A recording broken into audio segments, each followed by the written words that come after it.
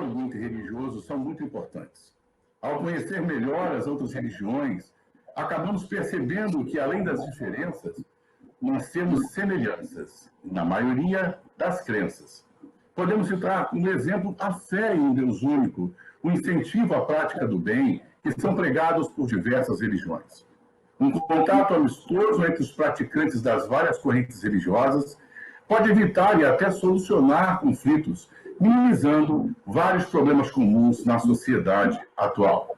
Afinal, a união em prol do que for melhor para a humanidade e para o planeta pode significar a nossa sobrevivência na Terra.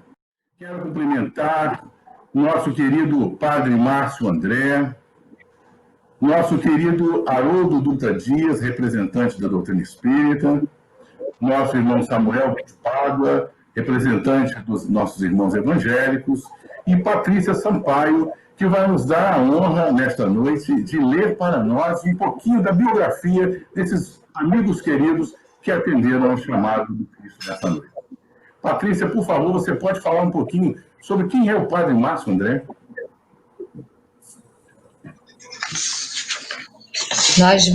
Boa noite a todos. Nós vamos iniciar, então, falando sobre o Padre Márcio André. Padre Márcio André dos Santos Ribeiro é natural de Campos dos Goytacazes, formado em filosofia pela Universidade de Anápolis, Goiás, e teologia no Instituto de Teologia da Arquidiocese do Rio de Janeiro, filiado à PUC. Foi ordenado em 15 de abril de 2000 em Campos, na Catedral Diocesana. Atualmente desempenha suas funções de pároco na paróquia Nossa Senhora do Rosário.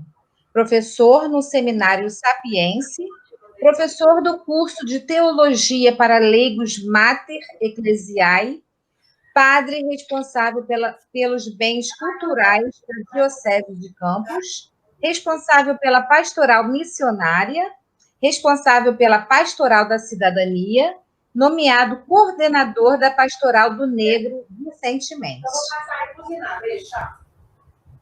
Não, deixa. Tchau. Ótimo. Vamos pedir, então, que Patrícia continue a leitura, falando agora do nosso irmão Samuel de Pádua. Por favor, Patrícia. Pastor Samuel de Pádua, natural de Belo Horizonte, Minas Gerais. É músico, pastor e teólogo. Estudou teologia no Seminário Teológico Batista do Sul do Brasil, Rio de Janeiro, e graduou-se em teologia pelo Seminário Teológico Batista de Duque de Caxias, Rio de Janeiro. Foi ordenado ao ministério pastoral na primeira Igreja Batista do Encantado, Rio de Janeiro, no ano de 2013. Em 2015, formou-se em capelania hospitalar pela CAERJ, Capelania Hospitalar Evangélica do Rio de Janeiro, trabalhando como capelão no HCIV, Hospital do Câncer, para pacientes de cuidado paliativo. Em 2016, pós-graduou-se em Saúde Mental pela Unileia, Faculdade Unileia. Em 2013, trabalhou como professor de Antigo Testamento na AGRADE, Academia da Graça de Deus. E no ano seguinte, na FATEP, Faculdade Aplicada de Teologia e Filosofia, dando aulas de filosofia da religião, hebraico e aconselhamento pastoral. Em 2015, foi pastor titular na Igreja Batista Redenção, em Divinópolis, Minas Gerais, de 2016 a 2018. Pastor auxiliar na Igreja Cristã de Ipanema, Rio de Janeiro, Missão Vidigal. E de 2018 em diante, colaborador. Atualmente escreve reflexões bíblicas e realiza trabalhos pastorais nas áreas do aconselhamento para o site samuelpadua.com. Atua como capelão voluntário, palestrante, celebra casamentos ecumênicos e elabora arranjos musicais do cancioneiro cristão evangélico. Ok. E agora, por favor, Patrícia, a biografia do nosso querido Haroldo. Haroldo Dutra Dias, nascido em Belo Horizonte, é juiz de direito do Tribunal de Justiça de Minas Gerais, escritor, tradutor e conferencista brasileiro. Formado em língua grega clássica pela UFMG, formado em hebraico pela União Israelita de Belo Horizonte. Também é especialista em paleontografia, crítica textual, aramaico e francês. Haroldo Dutra Dias também vem se destacando como um ativo divulgador do espiritismo, sendo autor e conferencista internacional. É autor de uma tradução do Novo Testamento para o português, editada originalmente pelo Conselho Espírita Internacional em 2010. Livros: Parábolas de Jesus, Texto e Contexto, A Bússola e o Leme, e O Verbo se fez parábola, Celeiro de Redenção, Despertar, Novos Desafios na Transição Planetária, entre outros. Na área de psicologia e neurociência, desenvolve diversos projetos como o Odisseia. Muito obrigado, Patrícia. Sejam todos bem-vindos mais uma vez, meus irmãos. Muito feliz de vocês terem aceitado o nosso convite de levar a esses amigos que estão conectados conosco pelo mundo afora um pouco de paz, um pouco de consolação nesses dias tão desafiadores, os dias de pandemia que não esperávamos viver, né? Estamos aí no momento em que a nossa fé, que é o tema do nosso diálogo interreligioso nessa noite, a nossa fé precisa estar forte, bastante firme. Eu vou deixar, portanto, o nosso irmão Samuel sozinho na tela, por enquanto, para que ele possa fazer uma explanação inicial. Olá, em primeiro lugar, uma boa noite a todos, a todas. É uma alegria imensa poder estar aqui com vocês nessa live, onde nos é dada a oportunidade de explanar um pouco e compartilhar um pouco daquilo que a gente crê, da nossa fé, sempre de maneira respeitosa, com amor, cuidado, para não desmerecer nenhuma crença, nenhuma pessoa, pois isso aqui é importante por entendermos e ratificarmos a ideia de que estamos todos no mesmo caminho, né? E nós só não encontraremos no final dele se não tivermos embasados todos e todas no amor. Eu gosto muito da expressão de Ibn árabe, onde diz o seguinte: o meu coração tornou-se capaz de todas as formas. É pasto para as gazelas e mosteiros para os monges cristãos, templo para ídolos e a Kaaba do peregrino muçulmano. Ele é as tábuas da Torá e o livro do Alcorão. Eu sigo a religião do amor. Seja qual for o caminho que os seus camelos tomem, essa é a minha religião, essa é a minha fé. É nisso que eu creio e continuarei crendo por toda a minha vida. E por isso, estarmos juntos, refletindo a respeito da fé, de modo ecumênico, mostra que estamos interessados naquilo que nos une, não naquilo que nos separa. E Gutenberg, muito obrigado pelo convite, tá? Quando você me convidou, fiquei muito feliz, porque esse evento vem a calhar nesses dias tão difíceis. E diante dessa temática, o poder da fé em dias desafiadores, eu fiquei pensando numa pergunta que me foi feita num dos encontros que tivemos alguns domingos atrás com o pessoal da igreja, e nós falávamos sobre a vida em si, sobre o amor, a vida com suas dificuldades. Eu lembro de ter citado Marilena Chauí, quando disse ser a vida como um barco no meio do mar. O mar, as paixões, todas as loucuras, a correria, essa coisa agitada que acontece de fora e de dentro também da gente. E o barco, a razão. Um podendo, de alguma maneira, dar sentido ao outro, e ambos compondo aquilo que poderíamos pensar também ser a representação da vida. Paixão, emoção, mas também direcionamento, razão. E falando sobre essa questão, paixão e razão, me perguntaram: pastor, onde fica a fé nisso tudo? Eu fiquei pensando, qual o lugar da fé na nossa vida, mais ainda em tempos tão difíceis, tempos de pandemia. E como cristão, eu não teria outra alternativa a não ser buscar respostas naquele que deposita toda a minha fé. Jesus de Nazaré, nosso irmão maior. Como ele enxergaria, como ele pensaria a fé, se estivesse entre nós hoje, como ser humano, como quando aqui esteve, vivendo também as nossas paixões, nossos dilemas, nossas questões, nossas crises, por que não dizer também nossas mortes? Um texto do Evangelho, então, que eu gostaria de fazer menção, onde me parece haver, Gutenberg, uma questão parecida com a que vivemos hoje.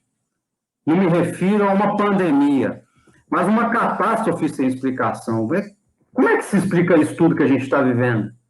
Uma perplexidade, uma dificuldade, eu me refiro a uma dificuldade vivenciada por Jesus, narrada nos evangelhos, que chega sem autoria, sem assinatura alguma, onde ele vê-se diante da fisionomia de espanto por parte dos seus discípulos, que perguntam a ele, por quê? Por que tudo isso? Eu falo e me refiro ao texto do Evangelho de Lucas 13, ali nos versos 3 e 4, que conta sobre a queda da torre de Siloé, que na ocasião mataram 18 pessoas. Por que isso aconteceu? Por que aconteceu isso? Os discípulos perguntam a Jesus.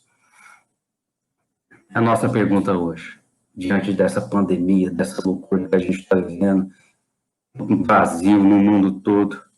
E a resposta dele é surpreendente. Eu gostaria de pensar sobre ela, porque me faz pensar justamente sobre o nosso tema hoje. Qual o lugar da fé diante das questões que a gente não tem explicação, diante das situações em que a gente não encontra resposta alguma. E Jesus vai dizer, quando pergunta, por que isso aconteceu? Ele diz, olha, vocês acham que aqueles que morreram com a queda da torre, naquela catástrofe, são mais pecadores do que os que vivem em Jerusalém? De maneira nenhuma. Eu digo a vocês que se vocês não se arrependerem, morrerão da mesma forma. Em outras palavras, a vida em si absorve por completo o desencadeamento dos acontecimentos, bons ou maus, e nós, mais do que entender, Jesus faz exatamente eles pensarem a respeito disso, mais do que entender o que nos acontece de fora, deveríamos tentar entender o que acontece dentro de nós, diante do que acontece fora. E eu vejo, chega a ser curioso que vejo muitos colegas, amigos pastores até, tentando achar resposta para tudo. Vamos ser sinceros, a maioria das nossas questões não tem explicação. E o porquê dos discípulos a Jesus, na verdade, era uma forma até disfarçada, veja só, de procurar um culpado para o que aconteceu, ao que ele responde, vocês acham que vocês são melhores do que eles? Que fé é essa? Levantada por Jesus ali, que nos faz desviar os olhos do que nos aflige, para olharmos para o mais profundo do nosso ser e nos perguntar o que eu posso fazer diante disso tudo. O texto do Evangelho que eu faço menção diz, se vocês não se arrependerem, e é interessante que a expressão grega aqui é, se você metanoia, se vocês não se metafosearmos, ou seja, mudança de mente, de atitude, daí a palavra metamorfose, que Raul Seixas explica, canta assim tão bem, que é quase um lema para a minha própria vida. Eu prefiro ser uma metamorfose ambulante do que ter aquela velha opinião formada sobre tudo. E eu fico triste de ver a grande massa, e o meu povo mesmo, a minha gente evangélica, que se escandaliza, inclusive, com um pastor sentado junto com católicos, espíritas, budistas, umbandistas, pessoas de outros credos, para aprender também com eles. E quando Jesus pede ali, mudar, se arrepende, muda de vida, de mente, ele não se refere a uma mudança de uma página da Bíblia para a outra, mas para uma direção para onde somos desafiados a pensarmos nossas próprias doutrinas engessadas que enxergam o outro, a outra, como banidos da graça de Deus, simplesmente por não pertencerem ao nosso grupo religioso, pelo amor de Deus. O nosso texto base para a nossa reflexão hoje é: a gente é salvo pela graça, por meio da fé. Isso não vem de vós, é dom de Deus, não por obras para que ninguém se glorie. É o nosso referencial teórico para hoje. Não uma fé doutrinária, retinha, certinha na fala, que só produz gente insensível, incapaz de olhar para além da sua redoma, para além do seu quadradinho, mas uma fé. E aí volta Jesus, que nos faz nascer de novo todos os dias, para a esperança, para a superação das nossas questões, das nossas pandemias, para a transcendência, nos faz nascer para o amor. O que é nascido de Deus vence o mundo. Essa é a vitória que vence o mundo, a nossa fé.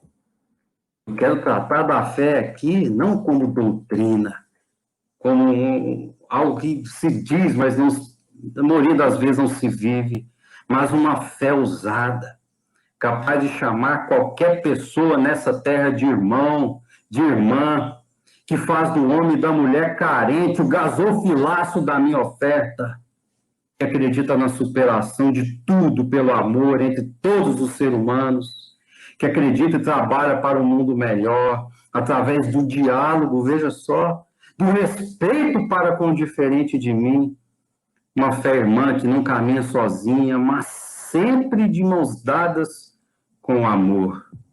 Foi isso que Jesus fez e disse o tempo todo enquanto nós esteve. Diz o texto do Evangelho: tendo amado os seus, amou-os até o fim. Gutenberg, gente querida, Padre Márcio, essa fé sim, essa vence o mundo, essa vence tudo, porque nasce de dentro, nasce do interior de cada um de nós, que na verdade é a morada de Deus, em outras palavras, a morada do amor. E aí, como diz o poeta, fé não tenho, essa fé me toma. Aí, quanto mais fé eu tenho, quanto mais fé se soma. Porque me ousa sair de mim mesmo e ir em direção a essa sensibilidade de olhar o outro, a outra, ver o que ele precisa. A questão do cuidado, hoje nunca foi tão ressaltada. O cuidado para com mim mesmo, com o próximo. A gente está vivendo dias difíceis. E olhar para fora sem olhar para dentro, as coisas poderão ficar mais difíceis ainda, porque a mudança começa dentro de cada um de nós. Eu gostaria de finalizar com um poema do Jonas Rezende, nosso pastor emérito lá da Igreja Cristã de Ipanema, que fala exatamente sobre isso, as dificuldades e o que a gente pode fazer diante disso a partir do que existe dentro de nós. O amor, que pede que nós nos potencializemos em prol da melhoria de todas as coisas. As minhas mãos suplicam teu socorro no deserto que existe no meu peito. Pelas sombras da morte não há jeito de me salvar e agora sei que morro. Procuro o céu e apenas vejo o fogo do meu quarto, tão frio e já desfeito. É quando o amor divino como um jorro invade-me qual nunca havia feito. Tua voz faz tremer a minha cama e acende dentro de mim a eterna chama que queima como a fúria do vulcão.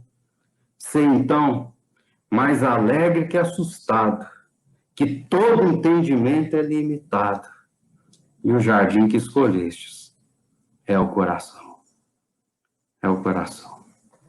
Que Deus nos abençoe. Amém. Que palavra maravilhosa, pastor Samuel. Estou aqui e tenho certeza que todos os nossos espectadores, os nossos internautas, muito emocionados com suas palavras. Muito obrigado. Tocou fundo no nosso. Vamos convidar agora, então, o nosso Haroldo para tomar parte conosco nessa mesa, nessa roda de conversa fraterna. Bem-vindo, meu irmão. Uma alegria que você tenha aceitado o nosso convite. A gente sabe da sua agenda. Eu acompanho você diariamente nas suas atividades, você sabe disso. E para nós é uma honra receber vocês aqui nas atividades do IDEAC. Fique então à vontade, Haroldo. Tember, boa noite a todos. Depois dessa fala tão linda do pastor Samuel, a gente fica pensando assim, para que dizer mais? É lindo mesmo, né? Ele já disse tudo, né? Já disse tudo. A única coisa que a gente pode é aproveitar essa estrada que ele abriu e continuar nela, continuar percorrendo nessa estrada, né? Belíssimas palavras, muito lindo, né? Então, as minhas palavras vão ser muito breves, eu só recordar um pouco do significado da palavra fé. Porque muitas vezes nós pensamos a fé como crença, acreditar ou não acreditar, acreditar em, não acreditar em.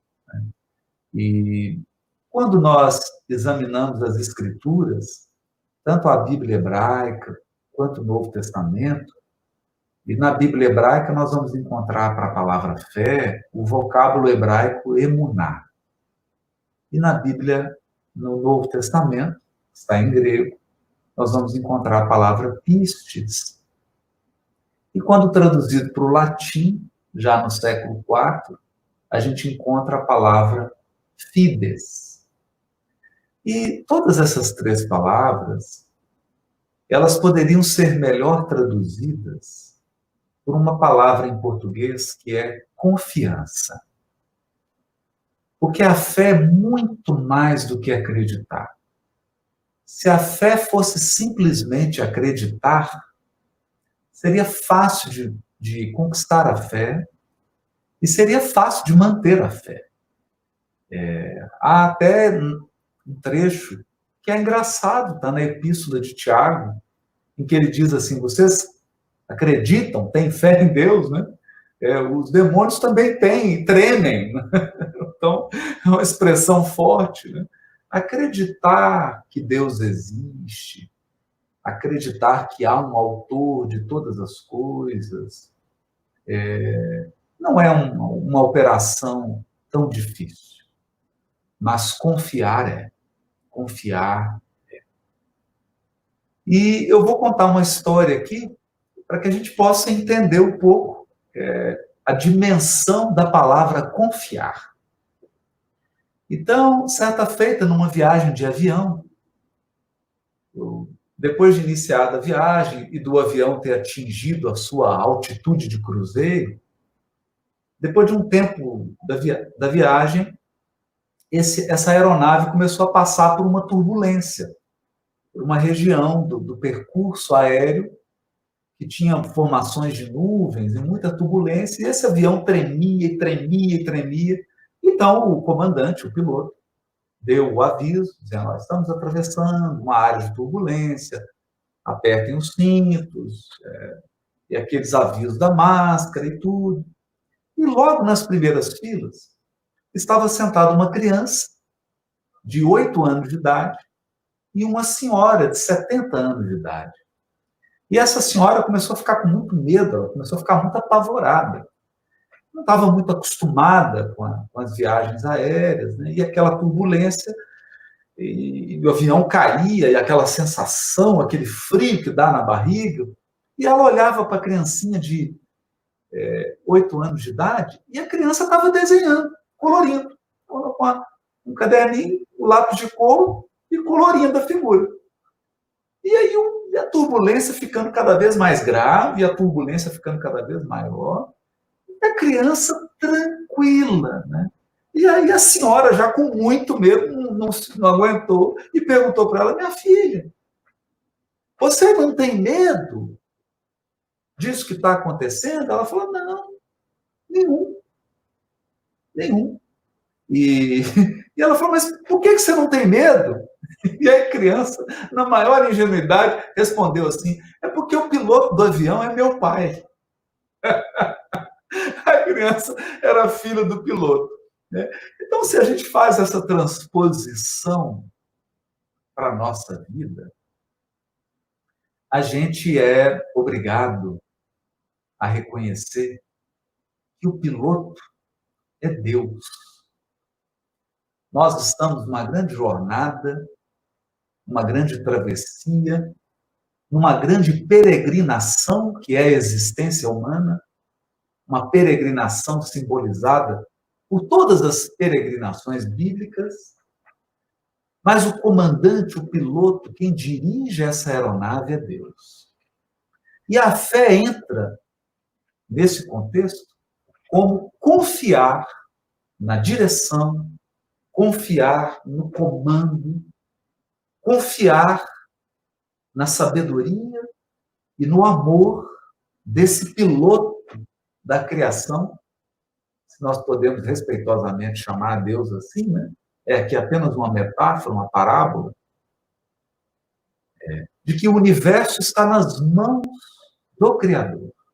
É Ele que governa o mundo, é Ele que dirige nossas vidas, e confiar significa entregar, significa fazer a nossa parte, mas entender que uma parte do processo é responsabilidade do Altíssimo. Uma parte das coisas é responsabilidade de Deus. Então, nós fazemos a nossa parte e devemos fazer a nossa parte com toda responsabilidade, com todo empenho, com toda competência, como disse o pastor, com todo o amor. Com todo o amor. Devemos fazer a nossa parte. Mas precisamos compreender que a parte de Deus será feita por Ele. Será feita por Ele.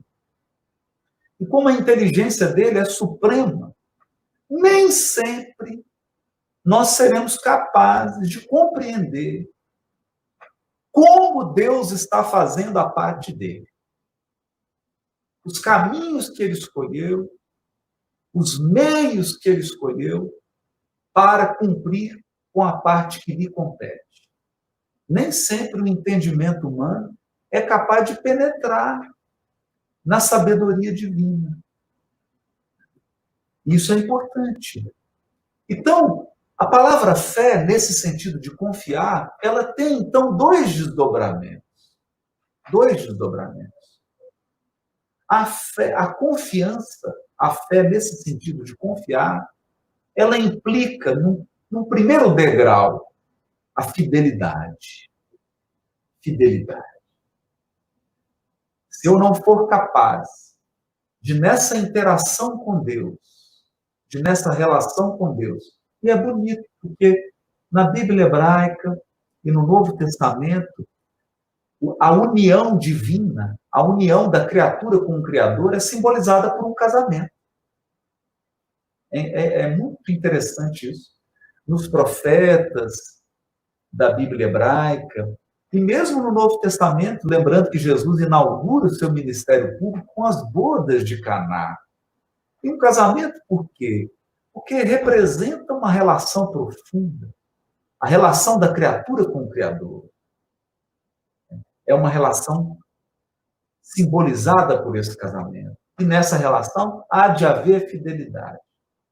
Fidelidade da criatura, que precisa cumprir sua parte, fidelidade da criatura, que precisa demonstrar essa transformação que o pastor aí muito bem ressaltou, essa metamorfose, essa mudança, esse aprendizado, essa conduta moral, esse princípio moral, porque nós temos um roteiro, nós temos mandamentos, nós temos orientações reveladas para que possamos adaptar a nossa vida a elas.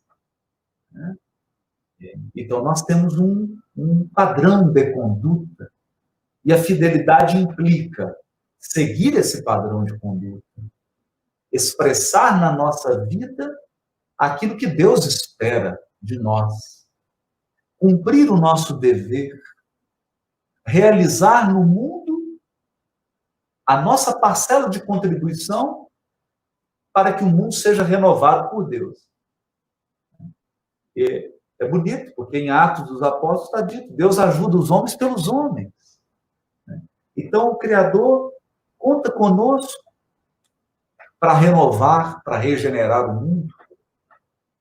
Então, fidelidade implica cumprirmos a nossa parte. Mas fidelidade também implica confiar, esperar que Deus cumpra a sua parte. Esperar que Deus haja. E Deus sempre age em silêncio, com sabedoria e amor. Então, ocupar a parte de Deus significa quebrar esse vínculo de fidelidade. Eu não posso ocupar a posição do Criador. Deus é Deus. Nós somos criaturas. E no segundo momento, um segundo degrau, além da fidelidade, ou depois da fidelidade, aquele que é fiel, vai para um próximo degrau, que é o degrau da comunhão.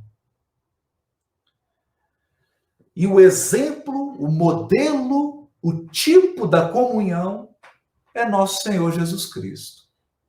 Jesus é o símbolo da comunhão com Deus.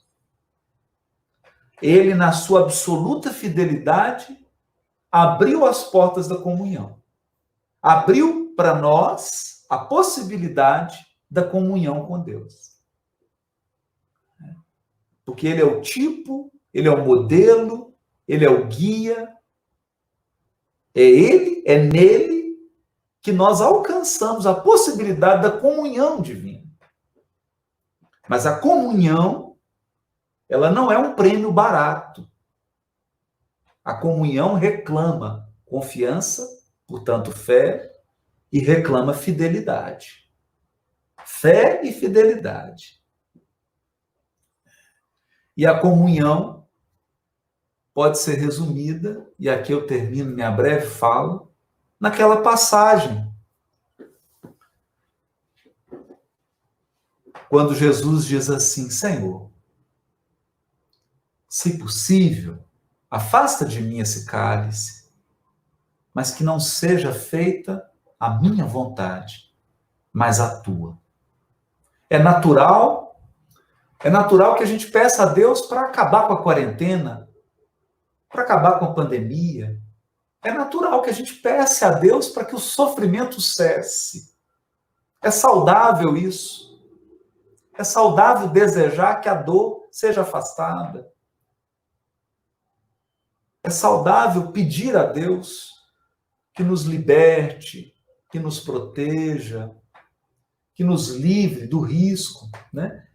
Que nos livre do perigo de nós mesmos, dos perigos das más escolhas, dos perigos dos maus caminhos. É muito natural isso. Mas é importante reconhecer que a vontade de Deus é soberana, é melhor que a nossa, é mais sábia e é mais amorosa. E os caminhos de Deus são muitas vezes insondáveis. Insondáveis. Insondáveis por quê? Porque Ele conhece o destino. Nós só podemos ver um trechinho da jornada. Então nós enxergamos um palmo na frente do nariz. Deus enxerga o caminho inteiro, inclusive o destino. Então, é importante na comunhão com Deus, saber entregar. Como essa menininha de 8 aninhos que disse assim, não estou com medo, não. Não estou com medo porque meu pai é o piloto. Ele está dirigindo a aeronave. Muito obrigado pela atenção de todos. Haroldo, que maravilha. É tão bom a gente se sentir voando nessa aeronave, cujo piloto é o nosso Pai Maior. Né? Você nos traz assim, uma palavra de muita confiança. Eu acho que é muito normal, né, Haroldo, nesses dias, a gente se questionar. As pessoas têm se perguntado, Deus existe? Onde está Deus nesse momento? Quantas pessoas partindo, quantas dores, desemprego. Foi muito bom você trazer essa metáfora importante de que Deus está na condução. Nós não podemos perder isso, né, Haroldo? Deus está na nossa condução. Deus é bom o tempo todo. O tempo todo Ele é bom. Muito obrigado por suas palavras, Haroldo. Daqui a pouco a gente vai ter mais um pouquinho de fala com você. Eu vou chamar aqui o nosso querido Padre Márcio André para dar continuidade a esse diálogo. Fique à vontade então, Padre. Boa noite a todos os irmãos, a todas as irmãs. De modo muito especial, eu louvo e bendigo a Deus por esta oportunidade marcada, claro, pela cultura do amor, pela cultura do diálogo.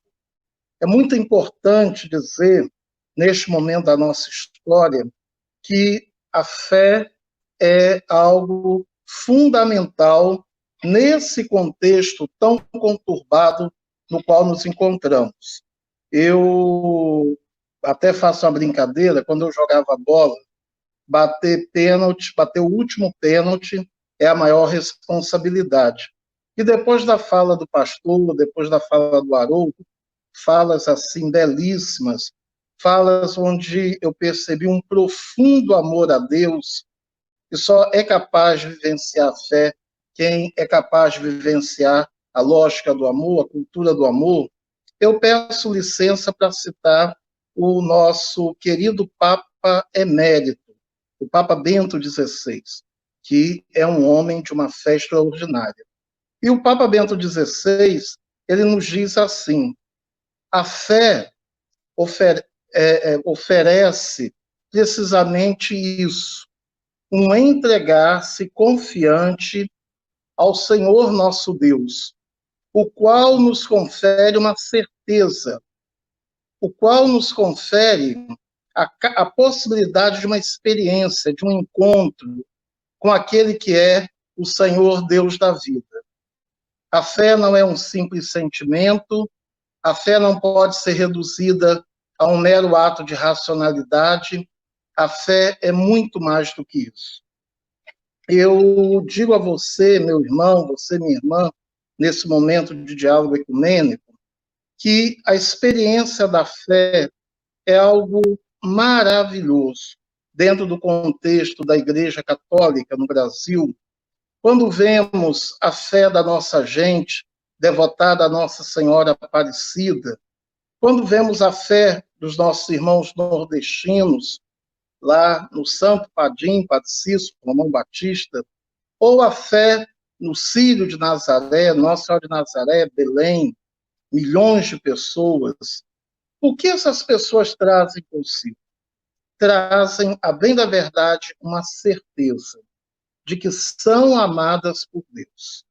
E é justamente essa certeza que motiva a todos nós em um momento tão difícil no qual estamos vivendo. Um ponto que eu queria colocar para você, meu irmão, você, minha irmã, é algo fundamental nessa hora, que é a compreensão do problema do mal, que é um dos problemas que a filosofia sobre o qual a filosofia e a teologia mais se debruçam. Deus é amor, e Deus só pode amar. Toda forma de mal não vem do coração de Deus.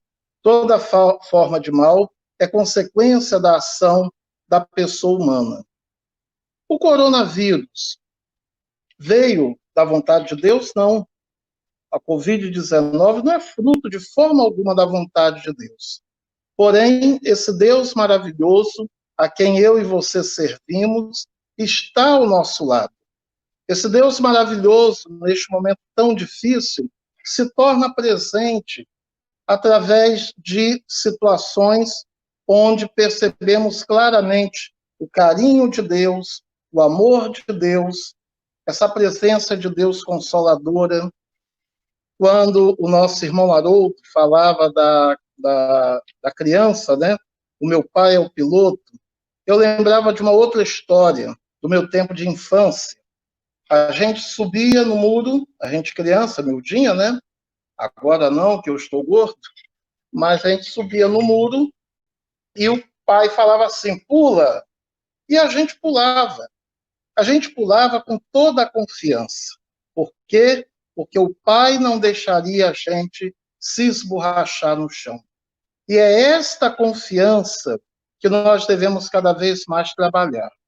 Eu quero dizer, meus irmãos, que a Igreja Católica ela é norteada pelo Concílio Vaticano II, que foi o maior evento da história da Igreja nos últimos 60 anos. E o Concílio Vaticano II diz claramente: a Igreja quer dialogar. A Igreja quer dialogar com todos os outros cristãos. É o diálogo ecumênico. E a Igreja quer dialogar além, com aqueles que não são cristãos, que é o diálogo interreligioso. Claro, sem perdermos a nossa identidade, sem perdermos a nossa condição, a nossa pessoalidade, mas, ao mesmo tempo, estando abertos para ajudarmos a construir, via diálogo, um mundo melhor. Eu lembro a vocês, meus irmãos, minhas irmãs, que a igreja ela é ecumênica, é o que o concílio nos propõe. E, no meu tempo de formação, eu fui aluno do Instituto Superior de Teologia, na Arquidiocese do Rio, que é um instituto afiliado à PUC, e todo ano o grande Monsenhor Elia Volpe, que é um grande teólogo, já está muito idoso, ele promovia a Semana Ecumênica no seminário. E cada dia ia o representante de uma denominação. E sempre ia representando os nossos irmãos luteranos, o reverendo Moza.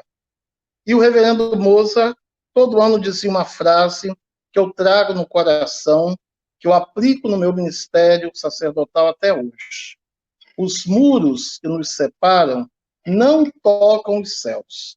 Os muros que nos separam são bem mais baixos do que imaginamos. Eu penso, meu irmão, minha irmã, que no atual momento da nossa história, precisamos estar atentos para o proselitismo, para o fundamentalismo, para o fanatismo, para o extremismo, que infelizmente desagrega, desune, gera conflitos, e a religião não é para criar desunião, desavenças, conflitos. A religião, verbo religare, é para religar a Deus, e, é claro, para que possamos também dialogar e, repito, ajudarmos a construir um mundo melhor. Eu quero agradecer este convite, quero dizer que muito me alegrou poder participar desse momento e dizer a você que Deus quer que dialoguemos sempre, porque a fé cristã, a nossa fé cristã, é a fé do diálogo. Jesus sempre dialogou. O que é o Evangelho?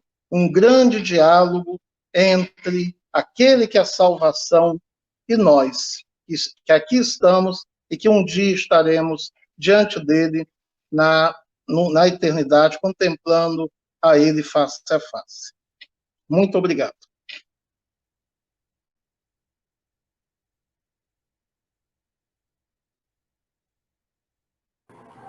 Padre, muito obrigado, Padre Márcio. É uma alegria ouvi-lo, suas palavras consoladoras, que nos trouxeram muita paz ao coração. E nós temos agora algumas perguntas que já chegaram, muitas perguntas, né? Vou colocar de volta aqui os amigos para que nós possamos ouvir juntos as perguntas que estão chegando. Eu vou pedir, Patrícia, que faça a gentileza de ler a pergunta 1, por favor, Patrícia. Nós temos uma pergunta aqui da nossa irmã Wanda, e ela questiona o seguinte: em tempos tão difíceis que estamos vivendo, como manter a fé viva dentro de nós? Porque mesmo sabendo que Jesus está no leme da tempestade, temos como seres humanos momentos de fraqueza, de tristeza e de medo. Essa é a primeira pergunta da Wanda.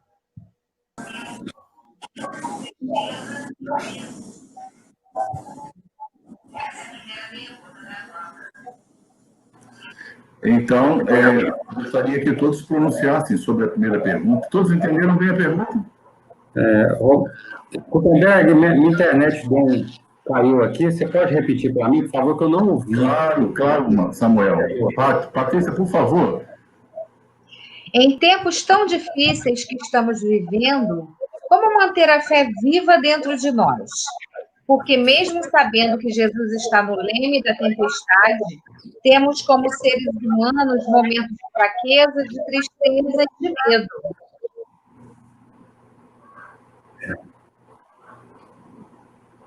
Compreendeu agora, Samuel? Você quer começar falando um pouquinho sobre esses desafios do nosso coração? Pode, sim, com o maior prazer. Novamente, usando os textos da Bíblia, que são repletos de ensinamento para nós. Patrícia ressaltou a questão do medo, né? Apesar de saber que estamos com Deus pilotando a nossa vida, a nossa história, é natural termos medo. Eu lembro da partida de Jesus, quando ele pede, ali nos evangelhos, que os discípulos fiquem unidos. Mas o texto diz que eles se trancaram numa casa e diz que ali eles tiveram medo da perseguição a eles, vendo seu mestre sendo morto daquele jeito. Quem dirá a eles o que aconteceria diante de tudo isso? Mas o texto do evangelho diz que Jesus aparece a eles e diz: não tenham medo, paz seja convosco. E sopra sobre eles o Espírito Santo, que é esse vento, que segundo Jesus ninguém sabe de onde vem nem para onde vai. Ou seja, ele diz o seguinte: a paz ela vem a partir desse enfrentamento do medo que tem a ver justamente com essa entrega. Que Albert Schweitzer vai dizer o seguinte: olha, quando eu olho para a vida, me perguntaram se eu sou pessimista ou otimista. Olho para tudo, eu sou pessimista, mas as minhas ações são de otimista. A gente não sabe nem por que continua crendo, no sentido de que a fé ela tem mais a ver com a prática, com as nossas ações, do que a nossa própria compreensão a respeito das coisas que entendemos estarem completamente loucas e difíceis na nossa vida. E se a gente pegar, o Haroldo sabe, a galeria da fé de Hebreus ali é sempre relacionada à prática. Ou seja, pela fé Abraão entregou, pela fé Raabe fez, sempre relacionada à ação. Volta a dizer essa entrega, que tem a ver com o primeiro passo. Eu queria peço licença então para contar uma história dessa questão do medo citada pelo Leonardo Boff, e ele vai dizer o seguinte da história do boneco de sal. Ele diz o seguinte: olha, era uma vez um boneco de sal que peregrinava por terras áridas e chegou a descobrir o mar que nunca vira antes, e por isso não conseguia compreendê-lo. Perguntou o boneco de sal ao mar: quem és tu? E o mar respondeu: sou o mar. Tornou o boneco de sal: mas o que é o mar? E o mar respondeu: o mar sou eu. Não entendo. E o boneco de sal disse: gostaria de te compreender, como é que eu faço? O mar simplesmente respondeu: toca-me. Então o boneco de sal timidamente tocou o mar com a ponta dos dedos dos pés e percebeu que podia ser compreensível tudo aquilo, mas logo se deu conta de que havia desaparecido a ponta do dedo dos pés. Ele era de sal. Ó mar, veja o que fizeste comigo. O mar respondeu: ó, tu deste alguma coisa de ti e eu te dei compreensão. Tem que me dares todo de ti para me compreenderes pelo todo. O boneco de sal, então, começou a entrar lentamente dentro do mar, devagar, solene, como quem vai fazer a coisa mais importante da sua vida. E à medida que ia entrando, ele ia se diluindo, caminhando, mesmo com medo: eu vou me desmanchar todo. Mas ele foi entendendo que era possível compreender cada vez mais o mar. E ele continuava perguntando o que é o mar, até que a última onda o cobriu totalmente. Pode ainda dizer, no último momento, antes de diluir no mar: o mar sou eu. Ele se desapegou tudo e ganhou tudo. O verdadeiro eu. Que entrega é essa? Que enfrenta o medo diante das nossas dificuldades. A Deus. E por que não dizer a mim mesmo nesse momento de solidão dos nossos quartos, ao próximo, a tudo. E o Haroldo ressaltou a questão da comunhão, né? Ou seja, Deus como comunhão, ou seja, é tudo. Essa entrega a tudo, ao amor a tudo que podemos fazer. Diz o texto bíblico, o que vier fazer, faz conforme as tuas forças. Deus não é a solidão do um, nem a divisão do dois. É a comunhão do três. É caminhar. A fé por si só vai crescendo, minha querida. Apesar do medo. Acho que é por aí, gente.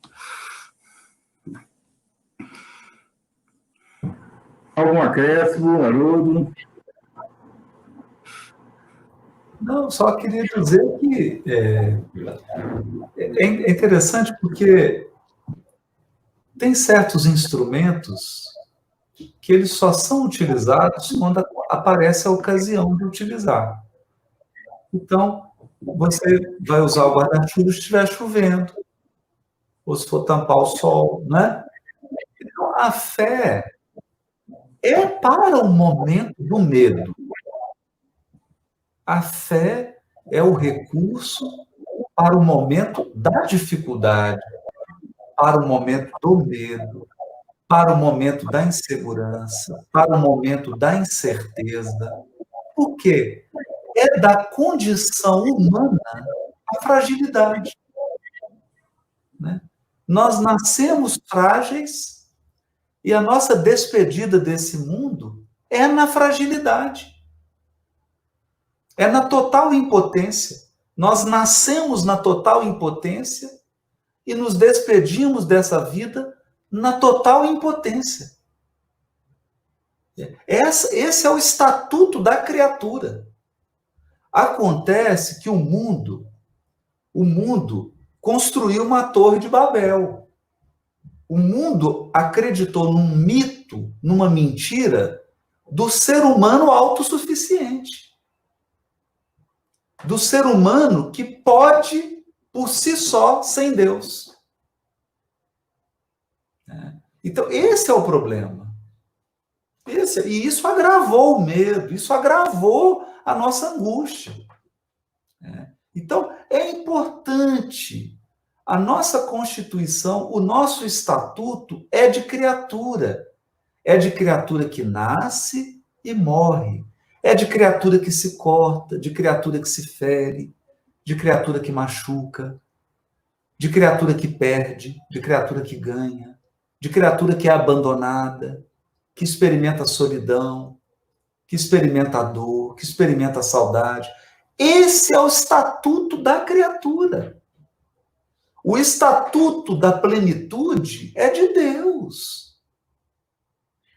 O estatuto da certeza absoluta é o estatuto do Criador. A luz em que não há nem sombra de variação, né, como diz lá Paulo, né, é Deus. Esse sol que não tem, que não ofusca, que está sempre permanente, é só Deus. O nosso estatuto é outro. Né? Então, é importante a gente entender isso. Né? Essa é a nossa condição humana. E por isso que a fé é tão vital. E é por isso que eu acho que hoje a maior lição da humanidade é o reencontro com a fé. Mas como disse o padre Márcio, o reencontro com a fé, mas sem dogmatismo, sem fanatismo, sem fundamentalismo, sem abrir mão do raciocínio, sem abrir mão do amor, como disse o pastor Samuel, sem abrir mão da bondade, do diálogo, não é? Mas a fé. Nós precisamos desse encontro com a fé. A humanidade está doente, está desesperada, porque Deus nunca prometeu uma viagem sem turbulência, isso nunca foi prometido. Pode revirar a Bíblia do início ao fim. Nunca houve essa promessa. A promessa que houve foi: confia que você chegará no destino.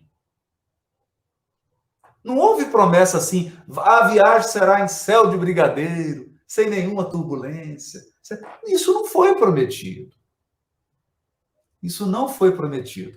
E é nesse sentido que eu fico aqui lembrando do livro de Jó. Né? Porque, ora, a gente pensando no ser humano, na espécie humana, a espécie mais frágil da Terra, é a única espécie que não consegue sobreviver se não tiver alguém cuidando. Então, essa é a fragilidade do início e essa será do fim. E essa é a fragilidade que nós vamos experimentar ao longo da vida. Quarentena, pandemia, é só uma das 2 milhões de faces da fragilidade humana. É só mais uma faceta da fragilidade humana.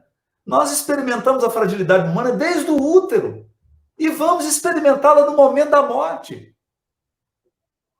E milhões de vezes diferentes ao longo da vida.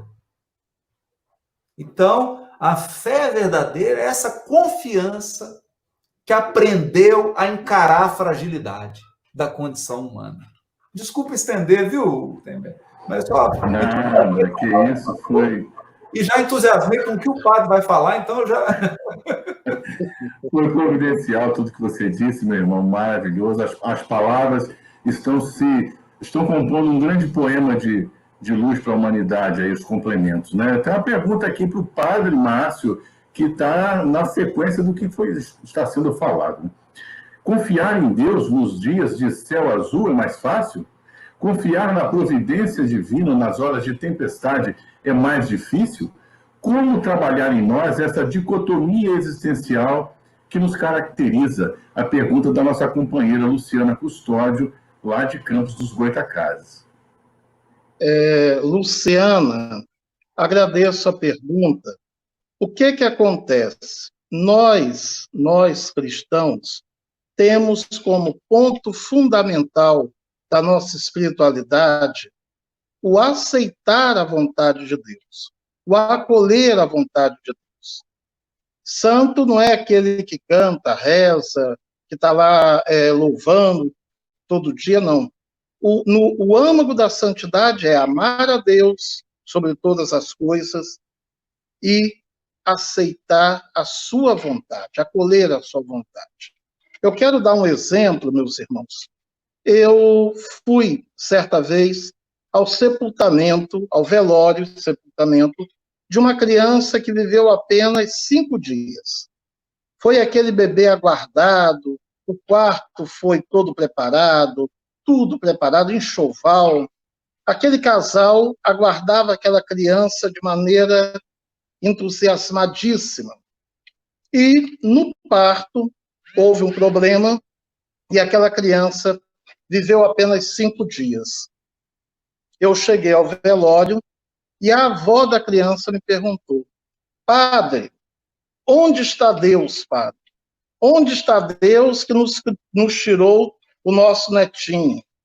Por que Deus não permitiu que o nosso netinho ficasse conosco?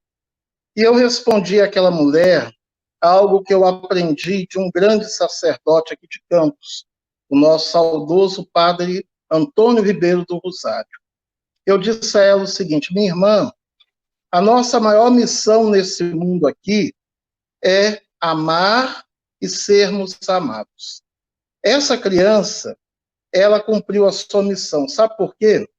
Na família da senhora tem gente aqui que não se falava e que está aqui chorando a mesma perda, a mesma dor.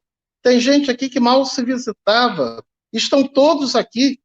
Essa criança amou, está sendo muito amada e ela cumpriu a missão que Deus lhe concedeu. Minha irmã Lúcia, diante do sofrimento, nós devemos ter a serenidade. E a serenidade nos é conferida pela experiência da oração, que reforça em nós a certeza da presença de Deus. O Haroldo falava do livro de Jó, o pastor também deu todo o enfoque bíblico, e a bem da verdade, se nós não tivermos a humildade, e eu acho que é essa palavra que falta ao mundo de hoje, a humildade para acolhermos a vontade de Deus e fazermos a vontade de Deus, nós vamos estar sempre criando um mundo marcado pela divisão, pela exclusão, pelo sofrimento. Eu peço desculpas de me prolongar um pouco. Nós temos um trabalho aqui na paróquia com os moradores de rua.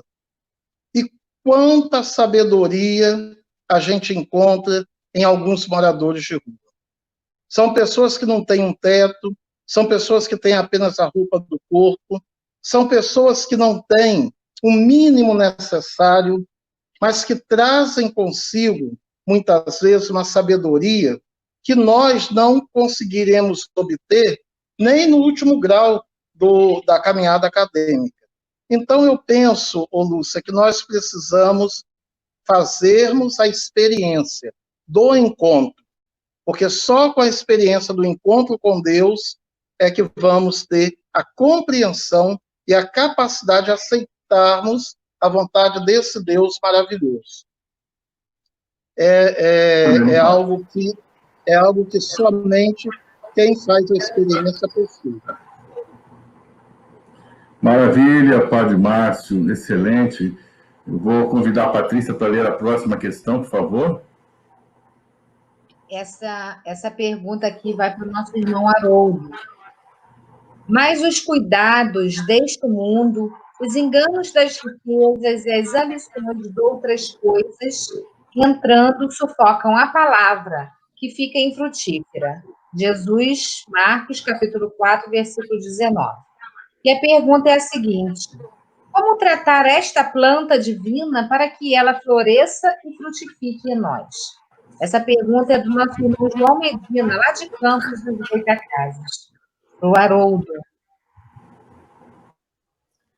Olha, essa resposta foi dada por Jesus. Ele diz assim: conhece-se a árvore pelo seu fruto. Então, o que nós devemos fazer? O que a parábola do semeador está nos chamando a atenção é que o foco do cristão tem que ser o fruto. O foco do cristão tem que ser a frutificação. Não a folha, não o caule, não o adubo, não a água, não o terreno. Isso são instrumentos. Todos sabemos que a planta precisa de sol, de ar, de nutriente. Ela precisa da raiz, precisa do caule. Ela precisa disso tudo. Então, o que Jesus nos esclarece é que a nossa lida com o elemento material, a nossa lida com a vida material, ela tem que ser uma lida instrumental. Tudo que é material tem que ser tratado como instrumento para a frutificação do espírito. É isso. Quando eu transformo o que é instrumental em finalidade, quando eu transformo aquilo que deveria ser uma ferramenta na finalidade última da existência, eu inverti tudo. Eu inverti tudo. Eu troquei o fim pelo, né, pelo início. Então, é esse o ponto, não é? Então, o cristão, ele vive no mundo, vive de maneira madura, responsável, cumpre o seu dever, sem fantasias, dá a César o que é de César, dá a Deus o que é de Deus, e trata a vida material como meio, como veículo, não como finalidade. É isso. Então, se a gente consegue isso, nós vamos frutificar. Uns dando 30, outros 60 e outros 100 por um. Né? Uma busca aí maravilhosa de mais um trecho do Evangelho.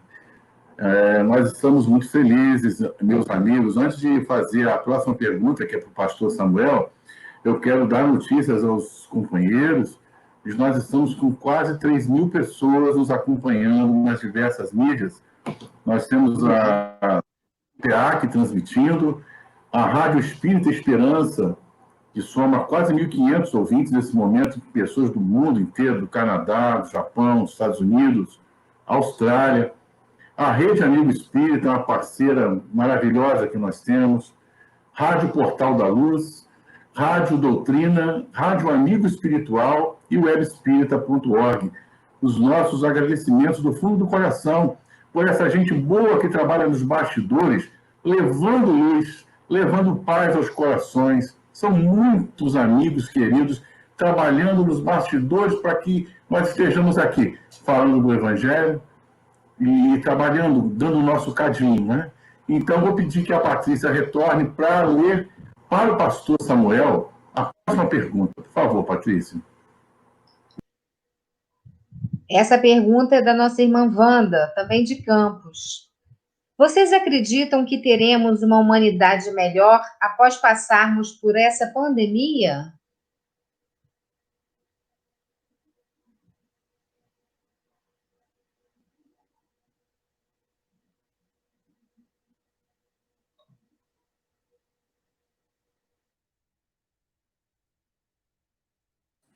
Como disse o meu querido,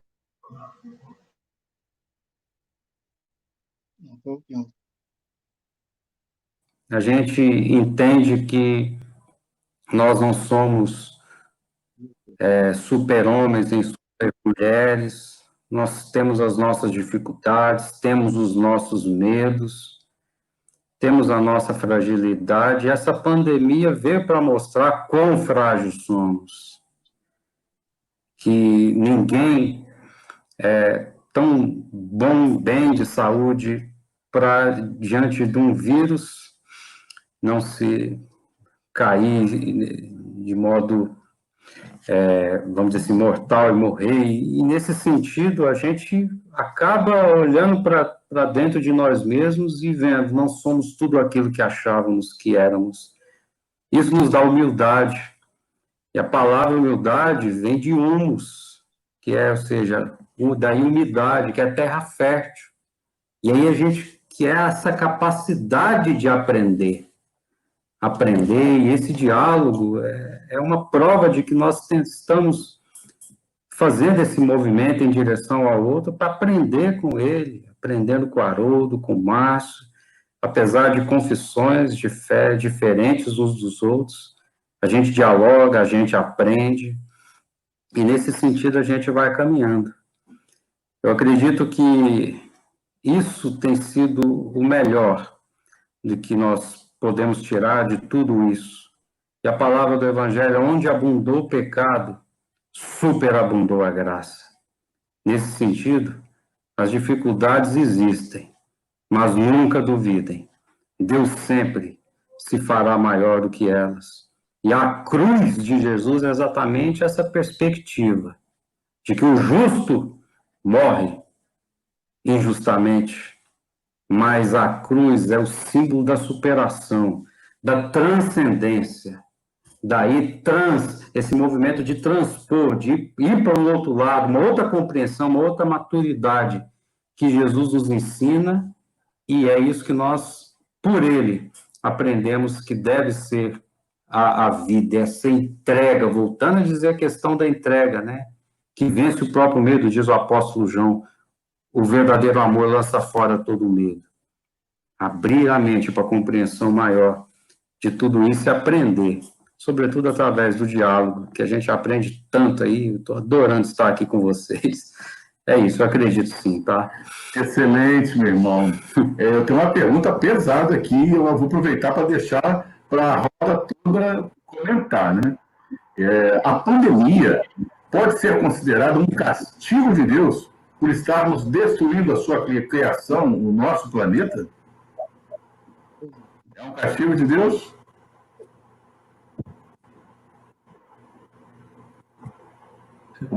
Silêncio. Deixa o Padre Márcio responder, que ele já estava na linha. Meu caro Gutenberg, toda vez que nós queremos atribuir a Deus as nossas misérias, a nossa indigência, nós cometemos um erro muito grave. Deus, do coração de Deus só pode sair coisa boa, porque Deus é amor. E o amor só pode amar. Agora, nós estamos em uma época onde o sistema que está a reger todo mundo, o sistema dominante, que é o sistema capitalista, passa por uma reengenharia. O sistema capitalista hoje, ele está se reorganizando internamente para continuar como sistema dominante. E essa reengenharia gera uma série de situações. A questão da pandemia é fruto justamente da ação humana, como a miséria é fruto da ação humana, como a própria guerra, a violência da guerra é fruto da ação humana. Mas eu quero aqui citar Santo Agostinho, que é tão bem acolhido pelos irmãos kardecistas. Quando Santo Agostinho estava morrendo, ele era bispo de Hipona, lá no norte da África. E os vândalos, que eram um povo que estava entrando para conquistar aquela região. E a população de Hipona apavorada pelo avanço do exército, dos vândalos, da onde hoje tem a palavra vandalismo, né? Vem daí.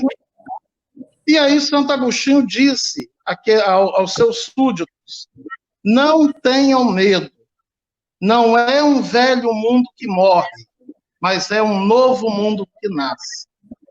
Da crise da Segunda Guerra Mundial, surgiu, por exemplo, a ONU.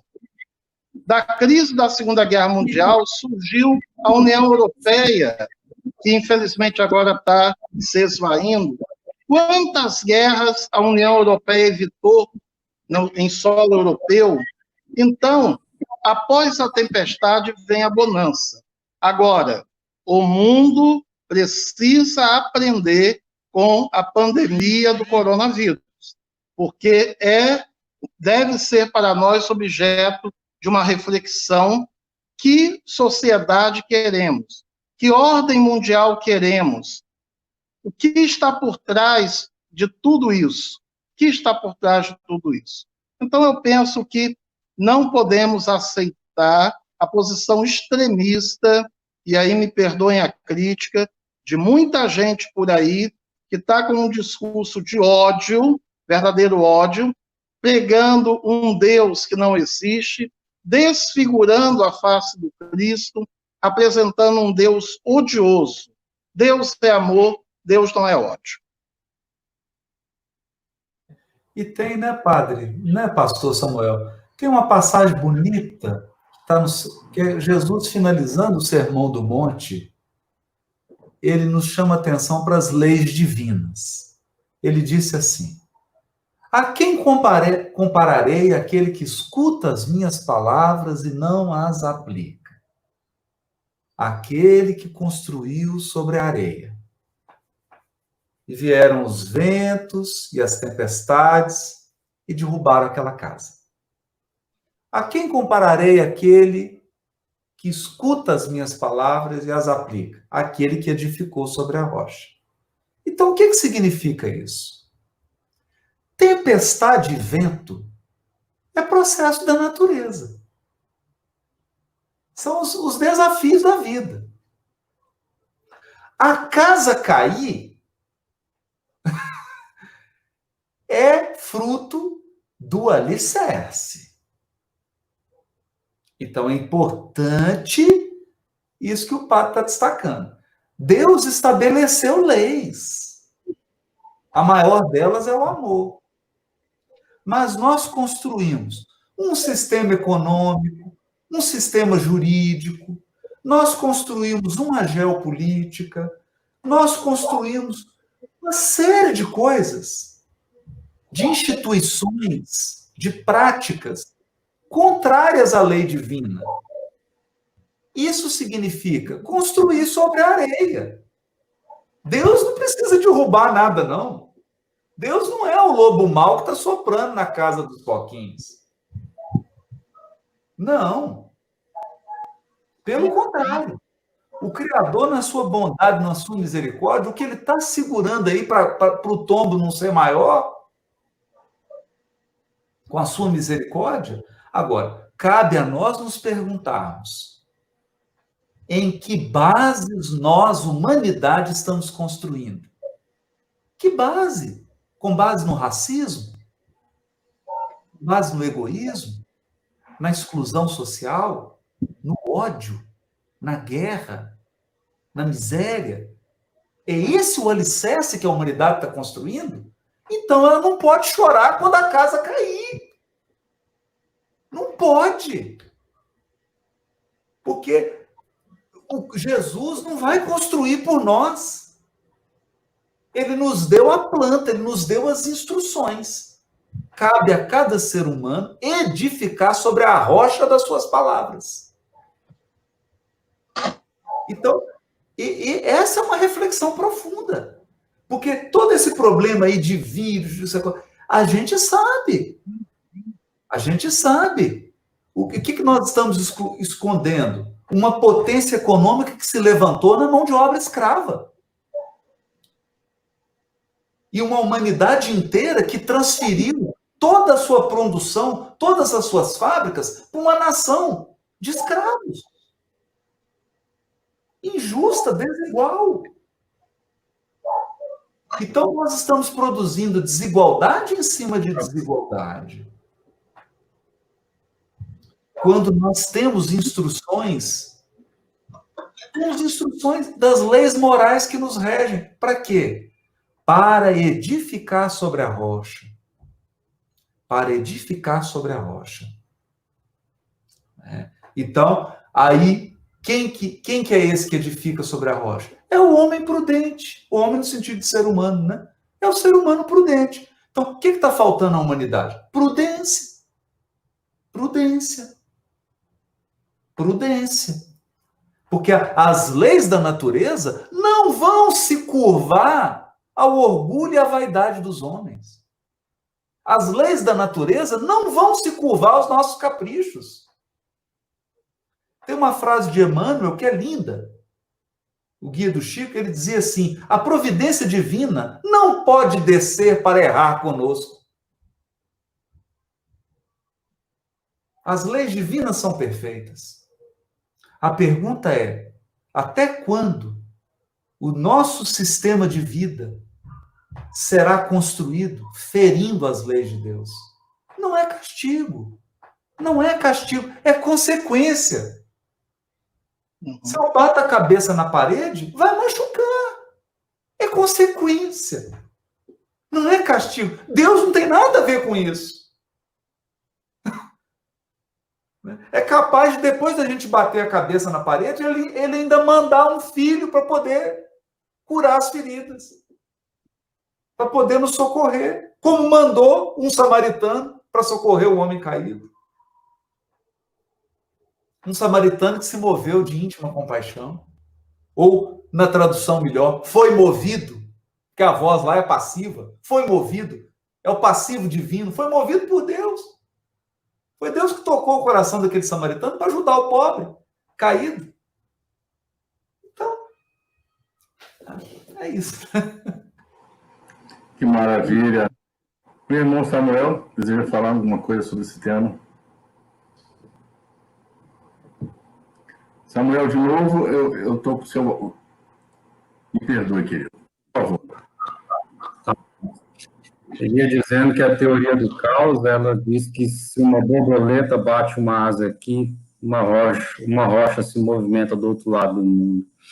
É preciso entender que a consciência...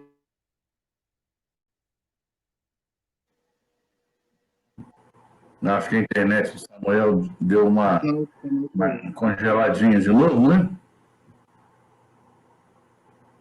Esperar mais uns 3 segundos.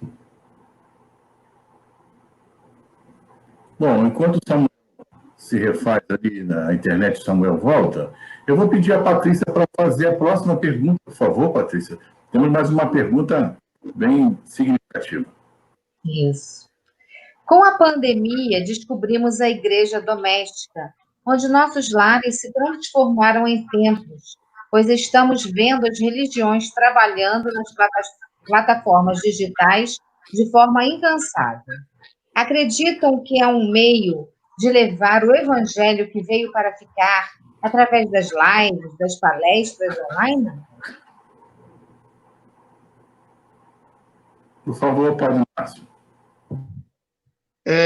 Patrícia, veja bem, a igreja sempre usou dos recursos que estão disponíveis no seu contexto.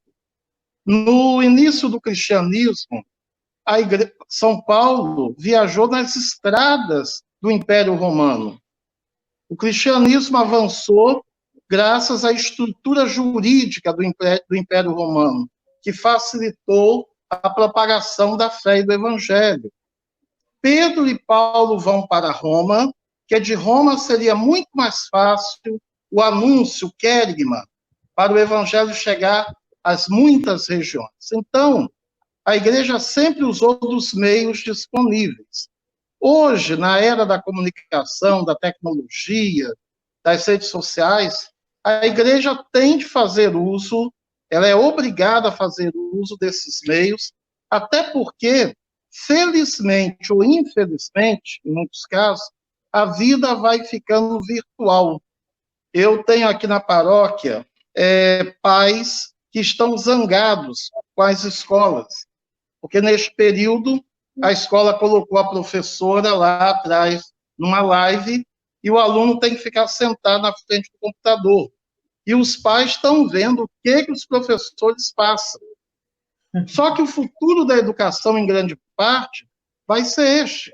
Nós não podemos dar de ombros ou darmos as costas para o contexto no qual o evangelho está inserido. Se eu for anunciar o evangelho em um mundo marcado pela mídia digital, eu tenho de fazer uso dessa mídia digital. E eu quero aproveitar para dizer uma outra coisa muito importante, que vai na linha que você colocou. Um grupo radical, se diz católico, né, entre aspas, um grupo radical estava acusando a nós, sacerdotes, de termos fechado as igrejas. Vocês fecharam as igrejas. E aí uma senhora, muito simples, aqui de Campos, disse o seguinte: o templo está fechado, mas milhares de igrejas foram abertas. E, de fato, foram. A experiência da fé vivida no núcleo familiar é um dado positivo de tudo isso que estamos passando. Gente que não se reunia nem para fazer a refeição, gente que não se reunia nem para ter um momento em comum, passou a se reunir para rezar. O horário da missa, no nosso caso, a família reunida na sala para assistir a Santa Missa. Ou seja, uma coisa boa que nasceu no meio do caos. É o que eu penso. Ótimo. Maravilha. Samuel, você pode complementar, por favor?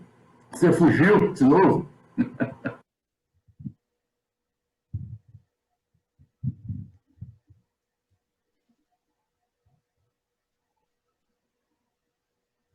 Opa.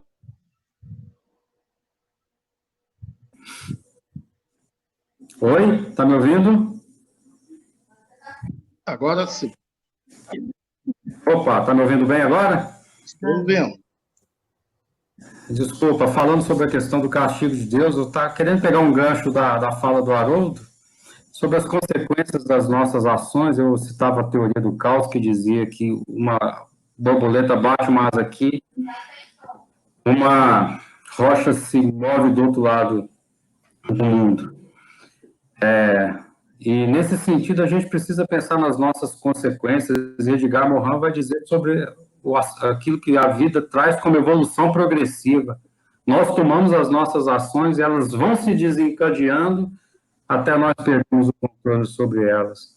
Mas sobre o aspecto do castigo de Deus, minha querida, eu penso que, ao contrário, essa pandemia vem para nos mostrar uma forma de Deus intervir na nossa existência, dizendo: gente, toma cuidado, pensem a respeito das ações de vocês, como o profeta Natan chegou a Davi, falando sobre as suas falhas, os seus pecados, e ele conta uma história em que Davi se vê diante dela, e Davi, irado, diz: vamos matar esse homem, juro que não permanecerei rei em Israel e se esse homem não for punido. E Natan vira para Davi e diz: esse homem és tu. Então, é a oportunidade de olharmos para dentro de nós e vermos o que podemos mudar. E, nesse sentido, respondendo a segunda pergunta também, eu creio que a igreja ela ganhará uma nova configuração mesmo, as pessoas de se reunirem. Como vai ser isso, a gente não sabe exatamente. Não plenamente, porque o calor humano, o abraço, o olhar no olhar, essa coisa não tem como acabar. Mas isso veio para potencializar as nossas ações e que sejam para o bem, sempre para o bem, na direção do amor, sempre, sempre, sempre. Viu, gente? A minha internet caiu mesmo. Meus irmãos, eu estou muito feliz, muito emocionado, são milhares de pessoas nos acompanhando, mas esse assunto não termina, né? Esse assunto não termina, mas a gente terminou a nossa live, infelizmente. Nós estamos, as pessoas comentando, não termina não, vamos continuar, mas eu quero dar boas notícias para vocês. Nós estamos com 3 momentos propostos para esse diálogo. E hoje, com a presença de vocês 3, que foi uma bênção para nós, no dia 6, aliás, no dia 8, que na quarta-feira, nós teremos um novo encontro. No dia 8, nós vamos contar com a companhia. São tantos cartazes. Nós vamos estar aqui com o nosso irmão Paulo Maltz, da Sociedade Hebraica, nosso irmão Adriano Almeida, que é diretor do nosso Conselho Espírita Estadual, da Federativa Espírita aqui do Estado do Rio, e o Babalaô, o doutor Ivanildo Santos, uma figura muito conhecida dos nossos encontros interreligiosos. São 3 companheiros que têm ações importantes no movimento, vão estar conosco na quarta-feira. E no dia 10, sexta-feira, nós vamos estar com a monja Reis Nigandra, nosso irmão Aloysio Silva, que é psicólogo, psicanalista, representando a doutrina espírita, a nossa querida Aline Sobral Badawi, que representará os nossos irmãos no Islã. Então, estamos assim com uma programação muito rica. Acho que os debates vão se estender e se aprofundar ainda mais, né? Com esse momento que vocês nos proporcionaram hoje, de abertura de corações, de confraternização, de um diálogo franco e amigo. Na quarta-feira, nós vamos discutir, nós vamos dialogar sobre a oração. Vai ser um momento muito propício também. Então, convidamos a todos os internautas para na quarta-feira estarem conosco. Eu quero agradecer a todos vocês, meus irmãos. Vou franquear a palavra para que vocês possam fazer as suas falas de encerramento e guardem no seu coração a nossa gratidão por terem aceitado dispor do seu tempo, deixando a família de lado, a comunidade, as tarefas cotidianas, para estarem conosco nessa hora e meia, falando de amor, de fé e de paz. Eu passo, então, ao nosso irmão Padre Márcio para fazer suas despedidas, por favor. Gutenberg, eu quero agradecer mais uma vez o convite. Eu louvo e bendigo a Deus, repito, por este momento. Eu quero dizer a todos que nos acompanham que a Igreja Católica Apostólica Romana tem o ecumenismo como prioridade. Quero dizer também que tem muita gente por aí que fala como igreja, mas não fala em nome da igreja. E é muito importante, eu convido a todos para que leiam o texto do Concílio Vaticano II, que fala sobre o ecumenismo. Também a fala dos papas, de modo muito especial, a fala do nosso amado Papa Francisco, que é o homem da misericórdia. É o homem que exige que a igreja seja cada vez mais misericordiosa. Eu quero também, não posso deixar de falar o que eu quero dizer aqui agora, eu quero parabenizar a comunidade kardecista de Campos, porque o trabalho de caridade com os nossos irmãos moradores de rua, exercido pelos kardecistas aqui em Campos, é maravilhoso, é um grande testemunho de amor a Deus e ao próximo, e um grande testemunho de fé. Eu não posso deixar de dizer isso, e mais uma vez eu quero agradecer a todos. Infelizmente, né, o tempo não permite, porque, como se diz lá na roça, é papo para mais de metro. Que Deus abençoe a todos, uma boa noite, que a paz esteja em todos os corações. Muito obrigado, Padre Márcio. Tenha certeza de que as suas palavras trouxeram muita luz ao nosso diálogo interreligioso. Muito obrigado. Leve o nosso abraço à Igreja Católica, berço de muitos de nós aqui, né, de outros credos. Muitos de nós já estivemos por lá e temos um apreço muito grande pelo carinho com que a Igreja Católica sempre nos acolheu e acolhe a humanidade toda. Você citou o Papa, eu acho que todos somos uníssonos em dizer que não temos como não amar o nosso Papa Francisco, né? Uma figura realmente maravilhosa. E muito obrigado por você estar representando essa denominação religiosa tão importante para a humanidade, que é o catolicismo. Nosso pastor Samuel, por favor, suas palavras. Eu quero agradecer primeiramente. Só um Oi, minutinho. me ouvindo? O Haroldo, ele precisa sair, ele vai participar de uma live agora, não é, Haroldo? Então, se a gente puder dar a vez para ele agora, né? Palavra sua, eu até perguntei ele pelo Zap se ele não tinha live. A Semana da Serenidade acabou ontem, né, Haroldo? Mas eu acho que você pode ter alguma outra live. Né? Na verdade, é uma palestra que eu vou fazer para um grupo lá do Texas. Ah, muito bem. Olha, Haroldo, eu quero te mostrar uma coisa que nós recebemos aqui, estamos amando muito, seu livro. Obrigado. Eu queria, na verdade, minhas palavras de despedida é agradecer ao pastor Samuel, agradecer ao padre Márcio pela maneira lúcida, inteligente, mas, sobretudo, amorosa com a qual eles participaram do diálogo interreligioso. Porque é importante que os fiéis entendam, quando a gente dialoga, ninguém aqui está abrindo mão da sua identidade. Ninguém. Cada um está mantendo a sua identidade, as suas raízes. Cada um está mantendo a sua fidelidade, a sua comunidade de origem. Então, diálogo interreligioso não é abrir mão da identidade. Diálogo religioso é acolher a identidade do outro. E isso não nos diminui. E a fala amorosa do padre Márcio, a fala amorosa do pastor Samuel, foram para nós um testemunho da fé cristã deles, da nossa fé cristã.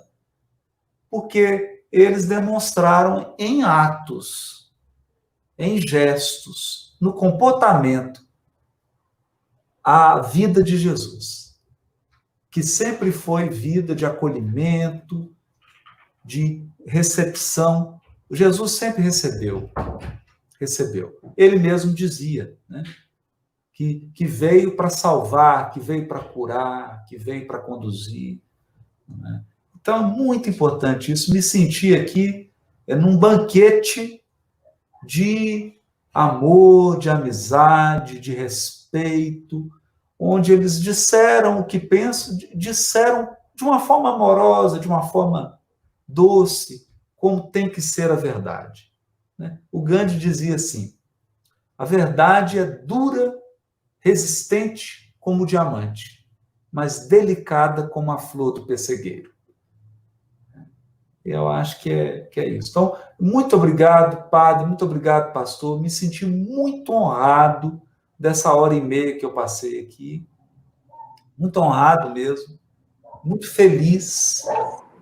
E aprendi e saí com a minha fé mais fortalecida ainda e com a minha admiração a Jesus ainda muito maior por encontrar nos dois esse testemunho da fé cristã. Muito obrigado. Muito obrigado. Nossa gratidão, Haroldo. Deus te abençoe na sua missão, no seu trabalho de divulgação do Evangelho. Você é um amigo que eu trago no coração, você sabe disso, que eu já te disse pessoalmente muitas vezes. Nossa gratidão por você ter trazido tanta luz ao nosso evento nessa noite.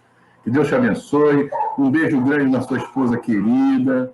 Que ela seja também igualmente abençoada nas crianças. Espero contar com você novas vezes, meu irmão. Obrigado. Vamos então a palavra ao Samuel, por favor, meu querido. Querido, diria Agostinho, né? No essencial, unidade. E nas diferenças, liberdade. E em tudo, amor. A ideia é essa mesmo. Eu fico muito feliz. Primeiro, eu quero agradecer a você, Gutenberg, pelo convite, viu? Aprendi muito aqui. A gratidão é nossa, Samuel. Obrigado, aprendi muito. Quero agradecer a minha sempre amada Igreja Cristã de Ipanema, aos meus irmãos e irmãs lá da Igreja Presbiteriana Unida de Jardim América, onde tenho podido ultimamente conhecer e caminhar junto com essas pessoas maravilhosas, encontros virtuais também, mas que têm sido de uma beleza e satisfação indizíveis. E eu quero agradecer, por fim, a você que nos ouviu, que nos deu o seu precioso tempo para aprender com a gente está aqui nessa caminhada. O apóstolo Paulo, quando ele diz o seguinte, me imitem, porque eu imito Cristo. Eu não interpreto a fala dele como uma fala pretensiosa de chamar a referência para si, mas como quem coloca-se como um irmão de caminhada, que caminha de mãos dadas com o seu próximo e sempre com amor. Espero que a gente tenha